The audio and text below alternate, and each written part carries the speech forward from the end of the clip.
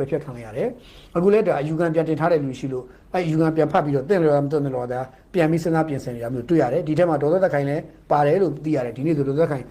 ပါတယ်လို့သိရတယ်ဒေါ်သက်သူကိုယ်တိုင်ပြောတာပါပါတယ်လို့သိရတယ်အဲ့တော့သူလည်းသူချိထားတဲ့ငွေနဲ့ပတ်သက်ပြီး35000ကို KBZ ကိုသွားပြန်ဆက်ထားတယ်ဆိုတော့ပြောတယ်အတိုးရင်ပေါင်းဒီဘယ်လောက်လဲဆိုတာမျိုးသူမပြောဘူးစသဖြင့်ပေါ့ဗျာသူသတင်းစာရှင်းလင်းပွဲမှာသူပြောတာလေးကျွန်တော်ကြည့်တယ်ဟိုကြည့်ရင်းနဲ့ကျွန်တော်ပြုံးမပြုံးနေပါတယ်ဘာလို့ဆိုတော့ပြုံးပါတယ်မဲလည်းမရဲပါဘူးပြုံးမယ်ဆိုတော့တချို့အလေးကြတော့လေဟိုတွေ့ရတာပေါ့နော်သူတို့ချင်းချင်းဂျားမှာဘာတွေဖြစ်နေကြလဲဆိုတော့ဟာလေးကိုတော့ပြီးမြင်မိတယ်လို့ပဲတချို့ကိစ္စတွေကလူတူးနဲ့တူးဂျားမှာသူတစ်ဖွဲ့နဲ့တစ်ဖွဲ့ဂျားမှာတစုနဲ့တစုဂျားမှာဘာတွေဖြစ်နေလဲဆိုတဲ့ဟာလေးအစလေးတွေတော့မြင်ရတယ်လို့ပဲနော်အဲ့တော့ဒီကိစ္စမှာတော့ဘန်ကတော့ဘာတာဝန်မှမရှိဘူးဘာလို့ဘန်ချင်းကိုသူချိတယ်သူဒီ non performance လုံးဖြစ်သွားတယ်ပုံမှန်အဖြစ်တော့သူအတိုးပြန်မဆက်ဘူးမဆက်တဲ့ကာလကြီးကြာမြင့်လာတဲ့အခါအဲကြာမြင့်လာတဲ့အခါအတိုးမဆက်တဲ့အတွက်ဒီဘန်မှာသူချိထားတဲ့ငွေဆိုတာကပြည်သူလူထုပိုင်တဲ့ငွေအများပြည်သူပိုင်တဲ့ငွေသူချိထားတဲ့အခါနန်အဲပြန်ပြီးတော့အတိုးကိုပုံမှန်ဆက်ရမယ်ဟာကိုသူမဆက်တဲ့အခါ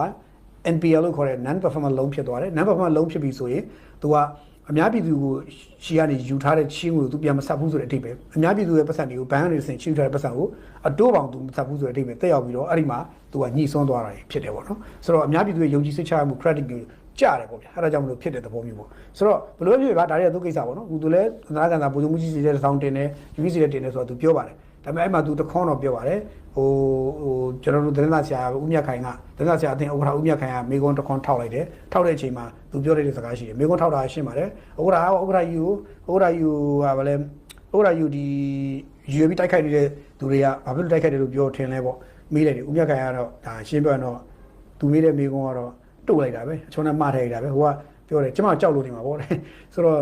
သူကကျမကြောက်လို့နေမှာပေါ့ပြောတော့ तू အဲ့လိုပြောတဲ့အမူအရာကြီးတော့ဒေါန်ဆန်းစုကြည်တော့ကျွန်တော်မျိုးလုံးနဲ့ပြင်းမြင်မိတယ်ပြင်းမြင်မိတယ်ပေါ့နော်ဆိုတော့ဒါတစ်ချက်ပေါ့နောက်တစ်ခုကဟိုဒီဘက်က तू ရဲ့ဒီအတိုးရင်ပေါင်းချင်းကိုဘယ်လောက်မှုလို့လဲ तू စင်းရပဲဖြတ်လို့ပယ်ပြက်ဖို့အဲ့ဘန်ထဲမှာရှိတဲ့သူ့ရဲ့နာမည် तू လက်မထွက်ရဖြတ်ဖို့ကိစ္စကတိုးရင်ပေါင်းဘယ်လောက်လဲဆိုတော့မေးချင်မှာ तू ဒါက तू မိသားစု personal ကိစ္စမေးကြမလို့ဘူးဆိုတော့ तू တုံ့ပြန်ပါတယ်တစ်ချိန်တည်းမှာပဲဟိုကသူ့ကိုတိုက်ခိုက်နေတဲ့သူတွေဘယ်သူတွေလဲဆိုတာသိပါသလားလို့ပြောကမေးရချင်ပါလေကျွန်မမသိချင်တော့ပါဘူးသိဖို့လည်းမကြိုးစားတော့ပါဘူးဆိုတော့သူပြောပါတယ်စသဖြင့်ပေါ့ဗျာဒီသန့်ရှင်လုံးမှာသူ့ရဲ့ဒီကွန်ဒိုမီနီယံကြီးကိုလည်းသူ့ကွန်ဒိုကြီးကိုလည်းဒီဆရာဆန်လန်းနဲ့ကွာပြလန်တောင်းအောင်ကွန်ဒိုကိုလည်းဒေါ်လာ100ကျော်တန်တယ်ပေါ့ဗျာအဲ့လိုမျိုးပေါ့သူပိုင်ဆိုင်မှုကဘယ်လောက်များလဲဆိုတော့သူအမှ slide တွေနဲ့ထုတ် PowerPoint slide တွေထုတ်ပြနိုင်တယ်တွေ့ပါတယ်ဒါလည်းတွေ့ခဲ့ပါတယ်ဆိုတော့ဒါသူကိစ္စပါကျွန်တော်အများကြီးတော့ပြောစရာမရှိဘူးဒေါ်သက်ခိုင်ကမှားသည်မှန်သည်ကောင်းသည်မကောင်းသည်ဟိုဖြစ်သည်မဖြစ်သည်ကျွန်တော်ပြောလို့ဒါ UEC ရဲ့အဆုံးဖြတ်တာလည်းအတီးတာဖြစ်တယ် UEC ကသူ့ဟာသူစိတ်ကြိုက်အဆုံးဖြတ်ပါလိမ့်မယ် UEC မှာတာဝန်ထမ်းဆောင်နေကြတဲ့လူတွေကသူ့ဟာ